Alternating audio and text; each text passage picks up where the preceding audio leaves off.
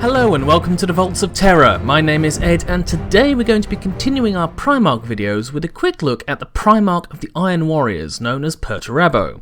Now he, and the Iron Warriors in general, had a natural way with technology exemplified with their cold, logical actions, but they were never able to give any faith to any cause that logic did not favour. Now, being scattered from the Emperor's laboratory after the chaos plucked him away, Perturabo came to rest on the world of Olympia.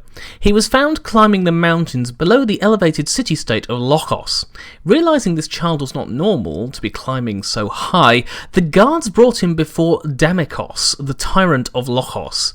Intrigued by the child, Damikos made Perturabo part of his family. However, Perturabo was cold and logical, even at a young age, and never trusted his adopted family or the Olympians at large.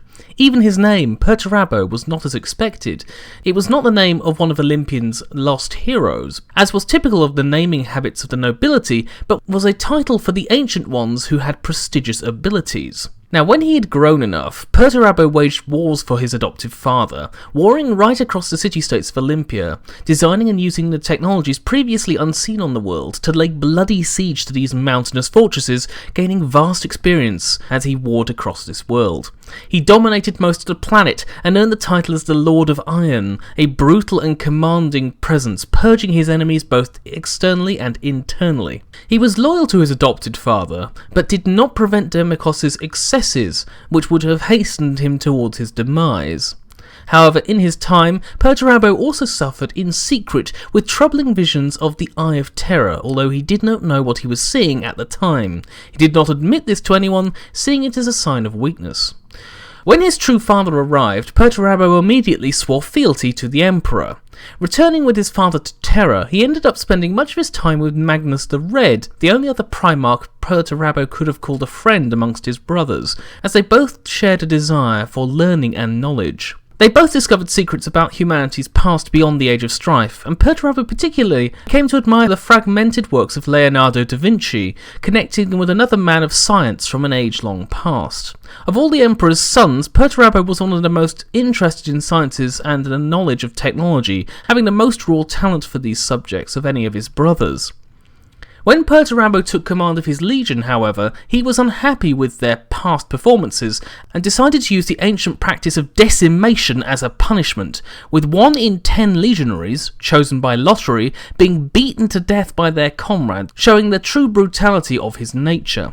Many of his brothers objected, most notably the Primarch of the Ultramarines, but Perturabo was unrepentant in his ways. Now, when it came to the Great Crusade, the Iron Warriors fought across the new and expanding Imperial frontier, becoming the masters of siege warfare and rivaling the Imperial Fist's knowledge of sieges. They also constructed and garrisoned fortresses across the worlds they conquered, although Perturabo resented splitting his legion into smaller chunks. The constant siege warfare also wore the legion down mentally and emotionally. After a time, their joy of combat became just a joy of slaughtering their enemies after the siege lines were finished. Now, Perturabo was efficient and skilled, but also brutal, bitter, and riddled with envy for his brothers, especially Dawn, who had constructed the apparently perfect fortress on Terra, which Perturabo was convinced would be easily breached by his better tactics and forces. Now, Perturabo was known as a dark Primarch even by his allies, and it seemed that a large portion of his expeditionary fleet was also made up of seriously grim and dangerous individuals. It appears that even before the Horus Heresy, some of the Primarchs, such as Perturabo, had a darker nature which could not be contained. Now, the true reason for Perturabo siding with Horus during the heresy was as dark as any other. It is thought the constant state of grinding siege warfare and the darkness that had gripped the Iron Warriors since Perturabo took command led them down the path to chaos. Some say it was actually Horus who was the one who orchestrated this constant conflict and led to the breaking of the Iron Warrior's spirit, but whether this is true or maybe it was just Perturabo accepting the darkness that had tainted his path since birth, it was hard to say even with hindsight. Now, the final straw came when their homeworld of Olympia rebelled, shattering back into rebellious city-states. The Iron Warriors returned from a war with the Hrud, the Xenos race, and began to purge their own planet. It was only when the monumental piles of his people's dead burned in pyres that blackened Olympia's sky that Perturabo realised what he had done and how far he had fallen.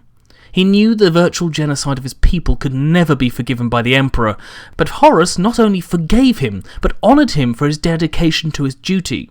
This straw shattered the iron resolve of the Legion and their Primarch. He made his decision, and tried to absolve himself of his own guilt by joining with Horus, first secretly, then publicly declaring himself during the Istvan Dropsite massacre, when he turned on his brothers and slaughtered them. At the end of the massacre, Horus presented him with the Forgebreaker, the thunder hammer made by Fulgrim for Ferrus Manus, taken from the battlefield and given as a gift to seal Perturabo's loyalty.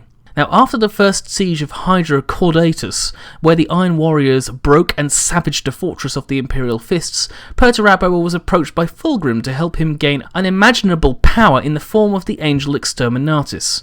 Now, the details of this event can be found in my Fulgrim video, but needless to say, Fulgrim betrayed the Iron Warriors Primarch and used some of Perturabo's power to gain ascension into the ranks of the Demon Princes.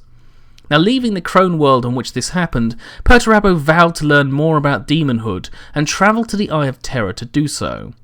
Now, sometime later, Perturabo took part in the Siege of Terra and was one of the primary forces used to tear down the walls of the Imperial Palace, an act of desecration that Perturabo revelled in. After the heresy, Perturabo set a trap for the Imperial Fists called the Eternal Fortress, whilst being chased back towards the Eye of Terror. A keep centred within 20 square miles of bunkers, towers, minefields, trenches, tank traps and redoubts. Dawn himself declared that he would dig the Iron Warriors out of this citadel and drag them back to Terra in an iron cage. What Dawn expected was an honourable battle. What he got was a trap, where his legion was divided up piece by piece and destroyed far from their own support. Even those who breached the central keep found just an open space with yet more defences. It was a decoy, a killing ground, and on the sixth day the Imperial Fists were so badly battered they were fighting individually, having to use their own dead as cover from the assault. The siege, known as the Iron Cage Incident, lasted another 3 weeks, when the Ultramarines finally arrived and drove the Iron Warriors off, but the Imperial Fists, along with Dawn, were broken, and it took nearly 2 decades for them to become useful again as a fighting force. Perturabo, finally retreating to the Eye of Terror, took with him 400 of the Imperial Fist's gene seed, and it was sacrificed to the Dark Gods, allowing Perturabo to ascend to Deamonhood himself as another Demon Prince to join his traitor brothers. Now, that's everything I wanted to say on Perturabo today. Thank you for listening. If you have any comments, leave them in the comment section below, or if you want to send me a personal message, you can do so. So, that's everything I wanted to talk about today. See you next time on the Vaults of Terra.